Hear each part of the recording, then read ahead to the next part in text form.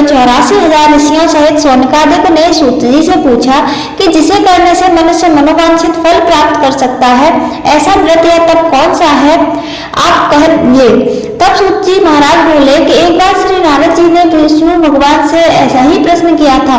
तब भगवान विष्णु ने जिस व्रत का वर्णन किया था वही मैं आपसे कहता हूँ। प्राचीन काल में काशीपुरी में एक अति दरिद्र ब्राह्मण रहता था।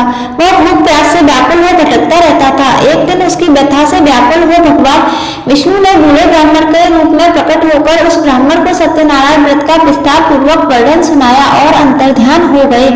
ब्राह्मण अपने मन में श्री सत्यनारायण व्रत का संकल्प कर अपने घर लौट आया और उसे इसी चिंता में रात भर नींद नहीं आई। सवेरा होते ही वह सत्यनारायण भगवान के व्रत का संकल्प ले भिक्षा मांगने चल दिया। उसे उस दिन थोड़े ही परिश्रम में भिक्षा में बहुत सारा धन धान्य प्राप्त हुआ। सायंकाल घर पहुंचकर उसने बड़ी श्रद्धा के साथ विधि पूर्वक श्री सत्यनारायण का व्रत पूजन किया। भगवान सत्यदेव की कृपा से वह थोड़े ही दिनों में धनवान हो गया। वह जब तक जीवित रहा तब तक हर महीने श्री सत्यनारायण का पूजन करता रहा और अंत में विष्णु लोक को प्राप्त हुआ। सूत जी पुनः बोले, एक दिन कुछ ब्राह्मण अपने बंधु बांधवों के साथ बैठे ध्यान मग्न हो श्री सत्यनारायण की कथा सुन रहे थे। तभी भूख प्यास से व्याकुल हुए एक लकड़हारा वहां पहुंचा। वह भी भूखा प्यासा कथा सुनने बैठ गया। कथा की समाप्ति पर उसने प्रसाद ग्रहण किया और फिर ब्राह्मणों से इस कथा के बारे में पूछा। ब्राह्मणों ने उससे कहा, यह सत्यनारायण भगवान का मनोवांछित फल देने वाला व्रत है। पहले मैं बहुत दरिद्र था, इस व्रत के प्रभाव से मुझे यह वैभव प्राप्त हुआ है। यह सुनकर लकड़हारा बहुत प्रसन्न हुआ और मन ही मन श्री सत्यनारायण के व्रत का निश्चय करता हुआ लकड़ी बेचने बाजार की ओर चल दिया। उस दिन उसे लकड़ियों का दुगना दाम मिला। उन्हीं पैसों से उसने केले, दूध, दही आदि पूजन की सभी सामग्री खरीदी और घर गया।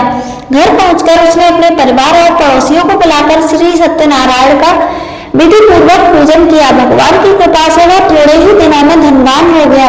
सूत जी ने पुनः कहा, प्राचीन काल में उल्कामुख नाम का एक राजा था। वह और उसकी पत्नी बड़े ही धर्मनिष्ठ थे। एक दिन राजा रानी भद्रशिला नदी के किनारे श्री सत्यनारायण भगवान की पूजा कर रहे थे कि एक वनिया वहां आ पहुंचा। उसने रत्नों से भरी अपनी नौका को वहीं किनारे लगा दिया और स्वयं भी पूजा की जगह बैठ गया। वहां का चमत्कार देख उसने राजा के इसके बारे में पूछा। राजा ने बताया कि हम विष्णु भगवान का व्रत कर रहे हैं। यह व्रत सभी मनोकामनाओं को पूरा करने वाला है।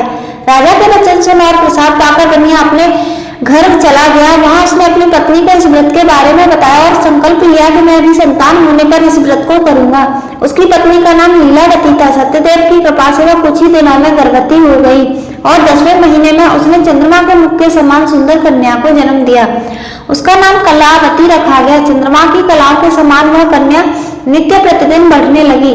तत्पश्चात लीलावती ने अपने पति को सत्यनारायण के व्रत की याद दिलाई। उसने कहा, मैं यह व्रत कन्या के विवाह पर करूंगा। यह कहकर कन्या अपने कारोबार में लग गया। जब वह कन्या विवाह योग्य हुई तब उसने दूतों द्वारा खोज करवाकर कंचनपुर नगर के एक वणिक के सुंदर, सुशील और गुणवान पुत्र के साथ उसका विवाह कर दिया।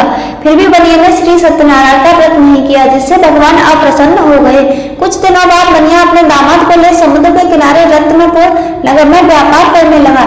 एक दिन रत्नपुर के राजा के राज्य से खजाने से चोरों ने बहुत सारा धन चुराकर भाग गए। राजा के सिपाही चोरों का पीछा कर रहे थे। जब चोरों ने देखा सिपाहियों से बचना कठिन है, तब उन्होंने राजकोष से चुराया धन एक जगह रख दिया और भाग गए। उसी जगह बनिया का डेरा था। जब सिपाही वहां पहुंचे तो उन्होंने बनिया और उसके दामाद को चोर समझकर पकड़ लिया। राजा ने दोनों को जेल में डालने का आदेश देकर उनका सारा धन राजकोष में जमा करवा दिया। श्री सत्यदेव के कोप से लीलावती और कलावती भी बड़े दुख से जीवन व्यतीत करने लगी। एक दिन कलावती भूख प्यास से व्याकुल हुए एक मंदिर में चली गई। वहां पर श्री सत्यनारायण की कथा हो रही थी। वहीं बैठकर उसने कथा सुनी और प्रसाद लेकर घर पहुंची। तब तक रात हो चुकी थी। माता के देरी का कारण पूछने पर उसने सत्यदेव की कथा की बात माँ को बताई और प्रसाद दिया। कलावती की बात सुनकर लीलावती को अपने पति की पूरी बात याद आ गई और उसने श्री सत्यदेव के व्रत का निश्चय किया। उसने अपने बंधु बांधवों को बुलाकर कथा सुनी और विनम्र भाव से भगवान से प्रार्थना की कि मेरे पति ने संकल्प करके जो आपका व्रत नहीं किया है, उसी से आप अप्रसन्न हुए हैं। अब कृपा करके उनका अपराध क्षमा करें।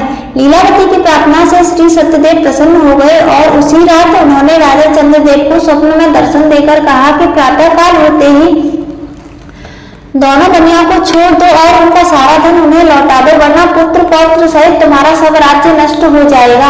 इतना कहकर भगवान अंतर ध्यान हो गए। राजा ने सवेरा होते ही दोनों बनियों को मुक्ति का आदेश दे उनका सारा धन उन्हें लौटा दिया और सम्मान पूर्वक उन्हें विदा किया। दोनों बनिए खुशी खुशी अपनी नौका लेकर चल पड़े। तभी श्री सत्यदेव भगवान दंडी स्वामी के रूप में उनके समीप आए और बोले, तेरी नौका में क्या है? बनिया ने हंसकर कहा, मेरी नौका में तो फूल पत्ती के सिवा कुछ भी नहीं है। दंडी स्वामी ने कहा, तुम्हारा वचन सत्य हो, और थोड़ी दूर जाकर समुद्र किनारे बैठ गए। बनिया ने देखा नौका थोड़ी उठी हुई है, तो उसने खोलकर देखा तो नौका में फूल पत्ती के सिवा कुछ नहीं था और वह यह देखकर वहीं मूर्छित हो गया।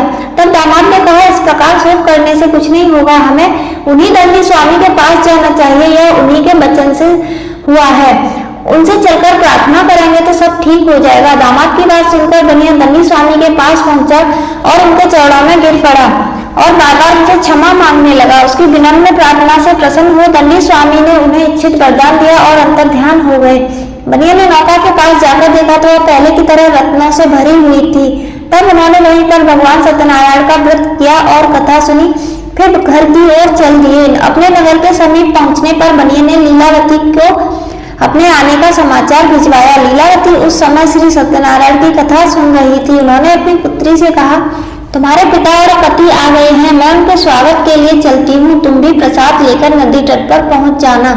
कलावती प्रसन्नता के कारण इतनी विमुख हो गई कि प्रसाद लेना भूल गई और तुरंत ही नदी तट की ओर दौड़ी और ज्यों ही नदी के किनारे पहुंची इसके पति सहित नौका जल में डूब गई। यह देख बनिया हाहाकार करने लगा। लीलावती भी दामाद के शोक में विलाप करने लगी और कलावती सती होने को उद्यत हुई। तभी आकाशवाणी हुई, हे बड़ी, तेरी पुत्री भगवान सत्यनारायण के प्रसाद का निरादर कर अपने पति से मिलने दौड़ी आई है। यदि वह प्रसाद लेकर फिर आएगी तो उसका पति जी उठेगा। यह सुन कलावती घर की ओर दौड़ी और श्री सत्यदेव का प्रसाद लेकर पुनः आई तो क्या देखती है कि उसके पति सहित नौका जल में तैर रही है। यह देख बनिया भी प्रसन्न हुआ और अपने घर पहुंच गया। जब तक जीवित रहा तब तक श्री सत्यनारायण का व्रत करता रहा। उसके बाद सूत जी महाराज बोले, एक बार राजा तुंगध्वज स्वकार खेलने के लिए वन में गया। वहां उसने देखा एक पर्वत के वृक्ष के नीचे बहुत से गोपबाल श्री सत्यनारायण भगवान की कथा सुन रहे हैं। अहंकार बस राजा ने न तो सत्यनारायण भगवान को नमस्कार किया और न ही पूजन के पास गया। वाले राजा को देखकर स्वयं प्रसाद लेकर उसके पास आए तो राजा ने न तो प्रसाद दिया और महल की ओर चला गया। राजद्वार पर पहुंचकर वह देखता है कि पुत्र पौत्र सहित उसका सब धन नष्ट हो गया है। उसे वन की घटना स्मरण हो आई और उसने विचार किया कि श्री सत्यदेव के प्रसाद का निरादर करने के कारण मुझे यह दुख प्राप्त हुआ है। ऐसा सोचकर राजा पुनः वन में दौड़ा और सब गोप ग्वालों के साथ मिलकर सत्य भक्ति के साथ भगवान सत्यनारायण का पूजन किया और प्रसाद ग्रहण किया। उसके बाद जब घर लौटा तो उसके पुत्र पौत्र आदि सब जी उठे और धन संपत्ति भी ज्यों की त्यों हो गई।